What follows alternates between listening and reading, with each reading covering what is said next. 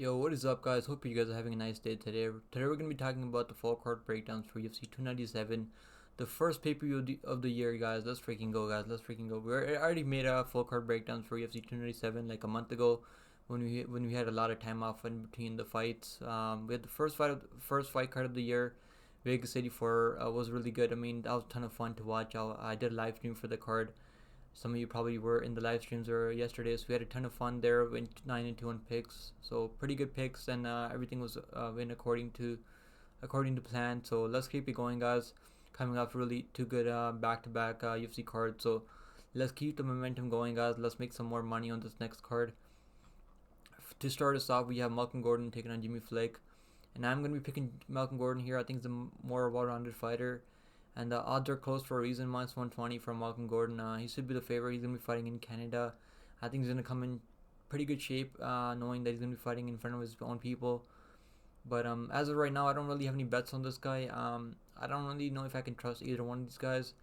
They're both not that trustworthy.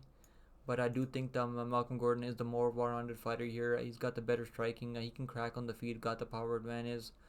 I don't think Jimmy Flake can take him down or hold him down or get some submission or get his back or anything like that. I think Gordon's going to be more physical here in this fight. I would look at the under 2.5 rounds. I think under 2.5 is a safe play here. Both these guys either go out and get finished or they either go out and finish fights. So I think we're going to see a finish here for either one of these guys. I think it's going to be Malcolm Gordon going out there and getting the finish by TKO. So I'll pick Malcolm Gordon by TKO.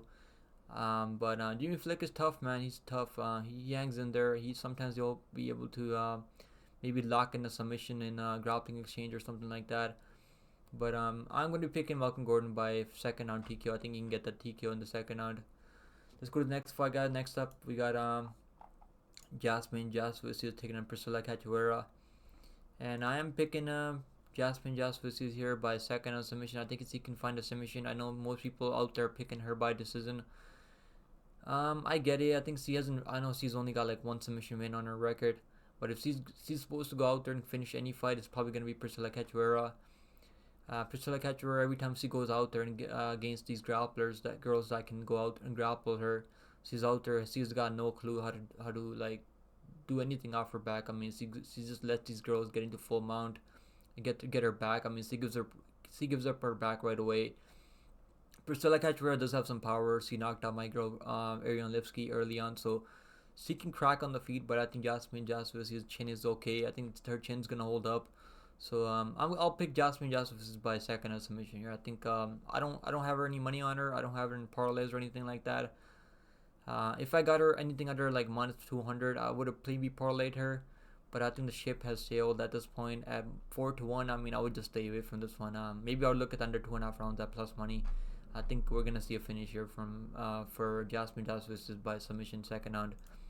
Next up, guys, we got Yohan Lainesse taking on Sam Patterson, and I'm picking Yohan Lainesse here. I know Sam Patterson's pretty good. He's fought some good, legit guys in Brave CF. I mean, that's a legit promotion. He's fought some Russians over there. Some guys that train out of he fought Magomed, who trains out of the same KHK gym. So Sam Patterson's fought some legit guys out there, man. He's in the UFC for a reason. He's got good striking, good grappling. He should have been fighting at 170 the whole time. He was cutting a lot of weight down to 155, and his chin wasn't really holding up at 155. I mean, he got knocked out brutally by Asmus last time. So I think it's not gonna be the move up to welterweight is not gonna end well for Sam Patterson. I think Yohan Lainesse is gonna get this done. I think he's got a ton of power, man. He's hurt everyone that he's been in there in the cage with in the UFC. He even cracked Michael Malott. I mean, our boy Mike Malott, who's fighting on this on the pay-per-view later on this card. So I'm picking Yohan Lainesse by TKO. I think he can get the knockout early. But if he doesn't get the knockout, man, like I can't trust his durability or like his cardio or like his fight IQ to like bet on him or anything like that. I don't have any bets on this fighter as of right now. I'm just gonna watch this as a fan. Hope our boy Yohan Lainesse gets it done for us Canadians. I think he's gonna get it done by first round knockout. Sam Patterson, if you're going out there and getting knocked out by Asmus, who doesn't have the longest reach for the weight class, who doesn't have a ton of power. I mean, so if you're getting out there, he got cracked with the left hook and took a lot of damage. Ground and pound was nasty for Asmus. and he was out there trying to wrestle his coaches. I mean, wrestle his referee. I mean, like when the referee stopped the fight. So that was a pretty brutal knockout loss for Sam Patterson. Let's see how he bounces back here. But I'm picking Yohan Lainesse by first round TKO. I think we're gonna see this fight end in the first round, either way. So I like the under 1.5 rounds, and I like the under 2.5. I think the under 2.5 rounds is more safer, but I think the under 1.5 is a good look here too. So I'll pick Yohan Lainesse by first round TKO. Next up, guys, we got Gillian Robertson taking on Polyana and Viana. Now, if you guys been watching my early picks videos, I was one of those people that was picking Polyana and Viana because Gillian Robertson did disappoint me. I mean, I picked her against Tabitha Ricci last time, and she just went out there, couldn't even get the takedowns. I mean, against Tabitha Ricci, but Tabitha Ricci, to be fair, she's got good black belts. This is the black belt on the ground. I mean, so is Polyana Viana, but Polyana Viana is not that high level. Polyana Viana either goes out there and gets finishes, or she gets finished out there. And now I don't think she's gonna win a decision here. Polyana Viana is gonna be the much better striker on the feet, which is why I was picking her early on. But after rewatching some tape, I mean, Gillian Robertson got the most submissions at flyweight for a good reason. She's got really good high level grappling. And I think she's gonna get this done by likely by submission. I'll say second round submission for Gillian Robertson. I have picked her many times in the past, and she's come through for me many times. She's cast a submission ticket for me many times, and I do think we can see Gillian Robertson go out there and submit a Polyana Viana. She might have to walk through some shots early, because Polyana Viana can crack, man. She's got some knockout wins out there in the UFC. So Polyana Viana, she's got a good jiu-jitsu game of her own, but I think she's gonna get tired. She does get gassed out a little bit. Against Lucindo last time. I mean, I picked Lucindo there by I just picked her by decision, but I had a bet on her money line. So Lucindo cracked her on the feet. She was cracking her on the feet, and then got the takedown and submitted her.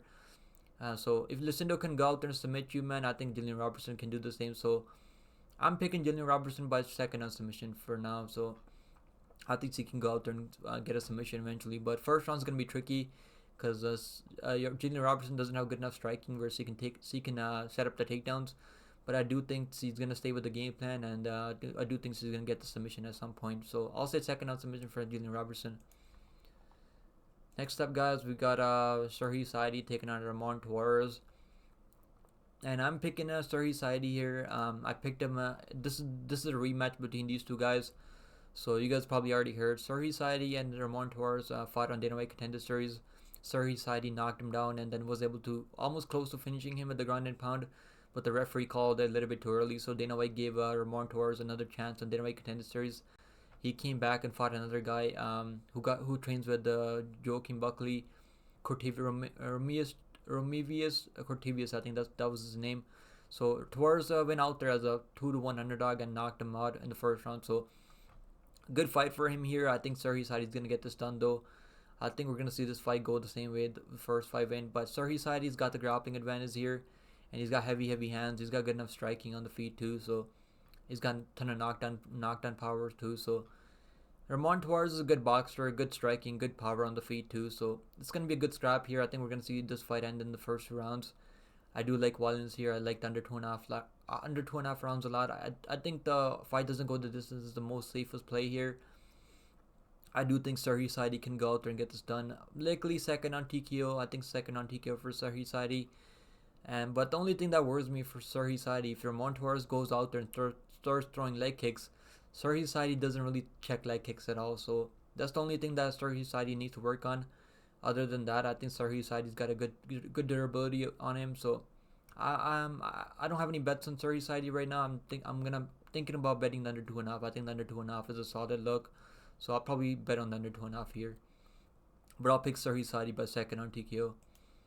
Next up, guys, we got Charles Jourdain taking on Sean Woodson. And I am picking Charles Jourdain here. I've been picking him since he was minus 115 on the money line. And I bet him early, only a 1.2 units on him. But I do think that was a really good look there. Now he's minus 175, minus 200 on some books right now. And for good reason. Charles Jourdain's been in the UFC for a while now. He's been in the UFC for like almost over half a decade. Or almost a decade at this point. I mean, he's been in the UFC for a minute now. He's had some of the best fights in the UFC that we have ever seen. He's got really good cardio. I mean, really good durability. Really good output out there. A lot of spinning back fists. Throws a lot of weapons out there on the feet. Really unorthodox striking. So and he's got really good slick jiu-jitsu. He's coming off submitting Ramos. I think submitted Ramos last time. Yeah. So I picked him there, and I bet on him there against Ramos, and he got that job done by like a guillotine off his back. So Jourdain is gonna have the more finishing ability here, which is why I like him a lot here. Woodson is like kind of a point fighter, cuts a lot of weight to make 145, and it's Woodson. I was not that impressed by him. I still remember that fight that he had with Luis Saldana, and looked horrible out there. I mean, Luis Saldana knocked him down a bunch of times. I mean, so. And what saved him was the fact that Luis Saldana, when he was trying to ground and pound him, instead of throwing some ground and pound, he just soccer kicked him in the face. So that ended up being a no contest. That saved my parlay there with a no contest. But Saldana was knocking him down all over the place, had him in a lot of trouble there. So I think Jourdain can hang on the feet with him, and then maybe club and sub him. So I'll pick Jourdain by submission here. I do think this fight's gonna end inside the distance. Maybe I'll probably put more money on Jourdain round 1 and round 2 finish. I think we could see a finish, probably round 2 or round 3, because he's gonna have the better cardio here. I think Woodson's got good cardio too, and he's really tall and long, and he's got almost a 10-inch reach advantage here. But I think he's got that tall man defense on the feet, so I'll like Jourdain here by submission. I'll say first round submission for Jourdain.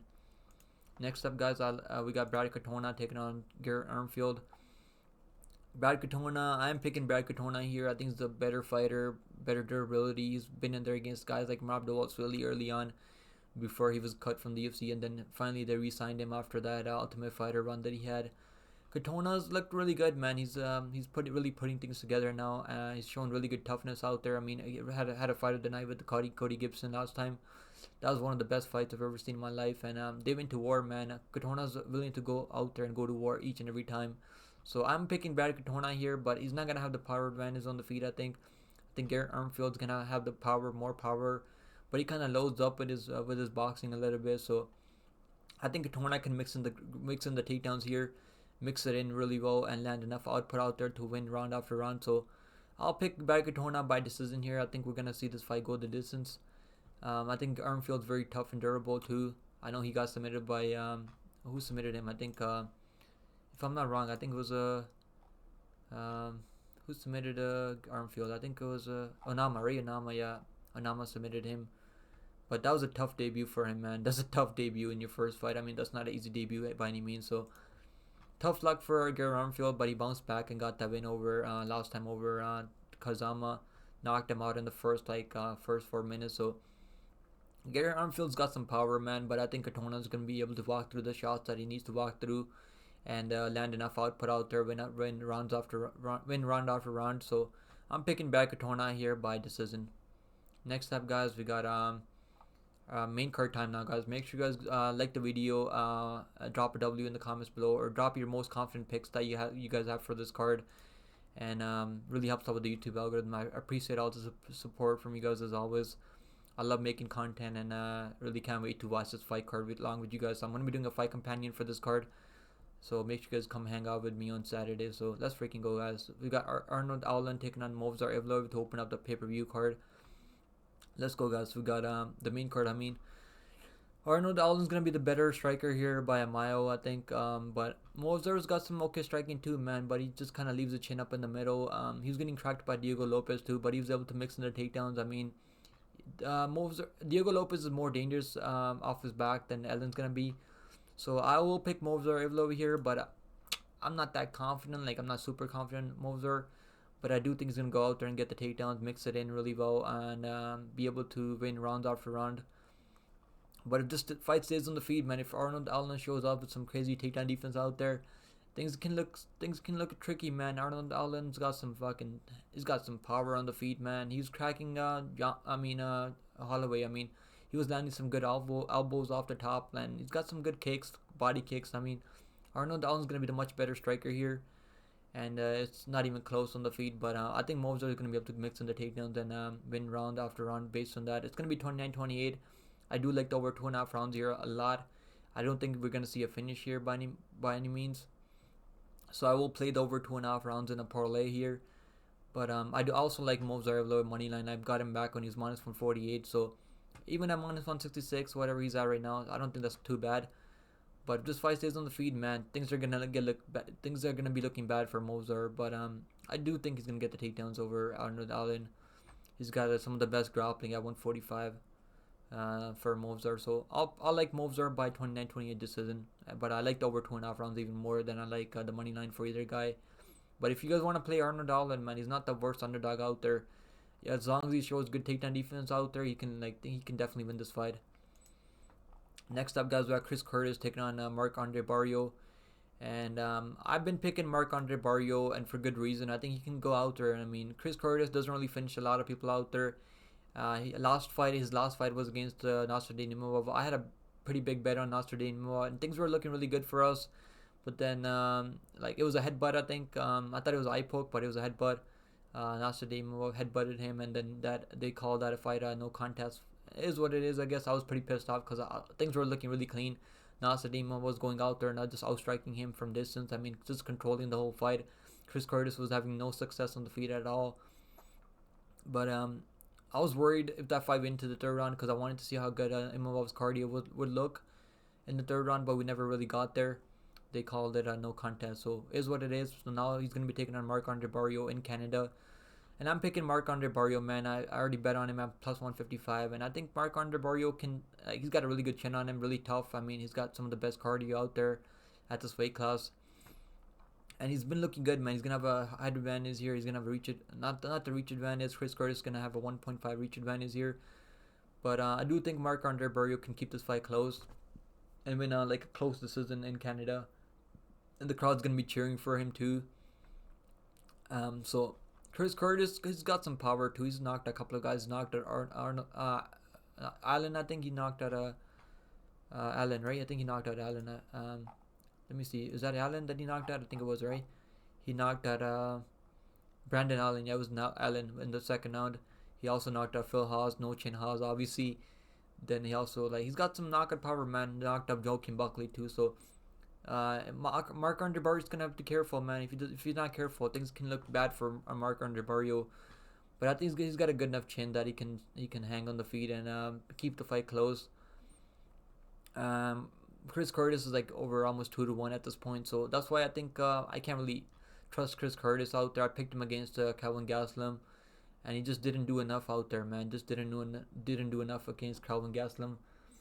And I'll pick the Canadian guy here. I think he can keep the fight close and win a steal decision. It'll probably be a controversial decision, to be honest, but I'll take it. But I'll take Marc-André Barriault. I think he's got the better striking. Not the better strike. He's not the better boxer, but he can throw a lot of output out there, throw a lot of volume out there. Chris Curtis is obviously going to be the more technical guy, I think. Better boxer in the pocket. But I think Marc-André Barriault can throw a lot of kicks out there and just land enough output out there to confuse the judges. And the judges are obviously they might give it to Marc-André Barriault, so that's what I'm hoping for. But I'm not confident in it by any means. I mean, this is underdog pick, so I'm definitely not confident. But I think Marc-André Barriault can do it at plus 155. I'm willing to take the chance on him. Next up, guys, we got Neil Magny taking on my boy Mike Malott, Mike the proper Malott, and I'm picking Mike Malott here. I think Neil Magny's father time is catching up with Neil Magny. He looked horrible out there against Phil Rowe, even though he got the win. I mean, that was close, horrible fight. He's got some good wins, man. He's been in the UFC for forever. He's got the most wins at welterweights for a good reason. He's a very good fighter. But I think father time is catching up with Neil Magny at this point. So I'm picking Mike Malott. I think Mike Malott's safe to parlay. We got him back when he was minus 215. Even at minus 250, I don't think that's too bad. But the only way that Mike Malott loses this fight probably is if he gasses himself out trying to finish Neil Magny. Neil Magny somehow survives. But we've seen Neil Magny go out there and get submitted. I mean, he doesn't know how to defend submissions even at this point of his career. I think Mike Malott can knock him down. I mean, Neil Magny usually has a good chin. He took some big overhand rights from Gary last time, but Gary was just piecing him up at feet. I mean, Magny didn't even have 1 minute of success against Gary last time. So I think Mike Malott can get this done. Even this fight goes long, I think Mike Malott will win the decision, but I think he's going to go out and finish Magny by submission. So I got Mike Malott by second round submission. That's my pick. I think it's safe to parlay too. Next up, guys, we got the women's MMA title fight here. We got Raquel Pennington taking on Mayra Bueno Silva. And I'm picking Mara Buenasoa, man. I picked her last time against Holly Holm too. Picked her by second on submission there, and she got it done by second on submission. Nicole Pennington, she's very well rounded. I mean, she's obviously gonna be the better striker here. It's not even close on the feet. I think Mara Buenasoa was getting outstruck by Holly Holm before she eventually got the ninja choke. So I do think Mara Buena can get a submission of some type. I will bet on her by submission, but I also bet on her money line at -162. I think -162. So at -166, I don't think that's too bad. But I would just look at the submission prop. I'm definitely gonna bet her by submission. I think if she goes out there and wins this fight, it's gonna be by submission. This is a 5-round fight, and I do think she can catch Raquel Pennington in submission at some point. But Raquel Pennington, man, she's been in the UFC for a minute.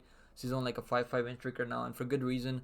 She's beating good girls out there, and if this fight stays on the feet and she avoids getting submitted, I think Raquel Pennington will like dominate her, maybe 50-45 on the feet. But I think Mara Buena is making some improvements now, so I got Mara Buena by second on submission here. Next up, guys, we got Sean Strickland taking on Dricus du Plessis. Main event time now, guys. Let's freaking go main event time. I've been picking Dricus du Plessis, man. I picked Dricus du Plessis over Whittaker. I mean, like, I wasn't confident in it. I didn't bet on Dricus du Plessis over Whittaker, but I should have. I mean, I should have definitely bet on him. That was on that year versus Volkanovski card too. We had some good underdog calls on that card, so I'm picking Dricus du Plessis here. Even after watching tape, it did not change my pick at all. But Sean Woodson, man, he's gonna be the much better, cleaner striker. I think. I think du Plessis is obviously sloppy on the feet, but he's got a ton of power. It doesn't take much for him to knock people down and get that finish at some point. So that's what I'm hoping for. But if Strickland just has that like the tall man, not the tall man defense, he's got a good defense, striking defense. He's got some of the best striking defense at middleweight. He's a champion right now for a reason, man. They say you get 30% better when you become the champion. So maybe there's truth to that. Maybe Sean Strickland goes out there and absolutely puts a clinic on du Plessis and 50-45s him or like 49-46 him. But I think du Plessis is gonna get this done, man. I'm picking du Plessis by TKO. I think you can catch him at some point. This is a 5-round fight, and I don't think du Plessis. I think du Plessis got better boxing than Israel Adesanya. Obviously, doesn't have the kicking game of Izzy, but I think du Plessis, like, he's got a ton of power, man. He's got that nose surgery now. He's a du Plessis 2.0 now. So I got Dricus du Plessis here by TKO. I'll say second on TKO for Dricus du Plessis. That's my pick, but I'm not counting on Sean Strickland. He's the favorite on the money line for a reason.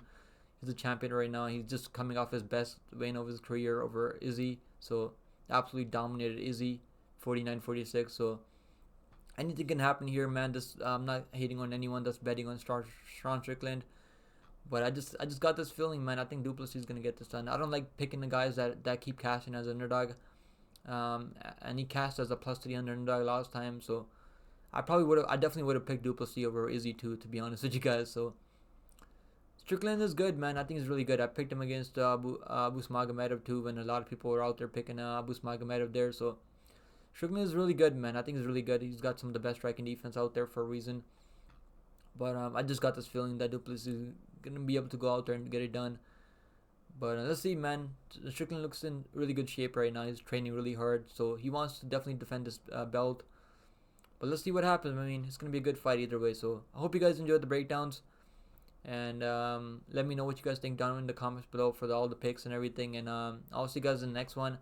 Drop a W in the comments below. Drop your 3-leg parlays, and I'll give you a shout out next time on the next video.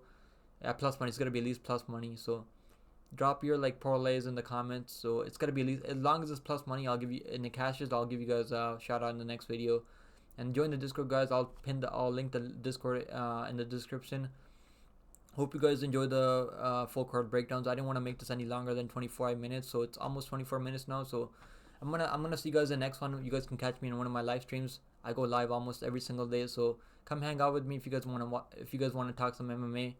So the live streams are a ton of fun to do. So I'm gonna be doing a live fight companion for this card. So come hang out with me on Saturday too. We're gonna be live from the early prelims to the main event. So I'll see you guys then. You all take it easy. Have a good weekend, guys. Good luck on all your bets, and take care of yourself. Later.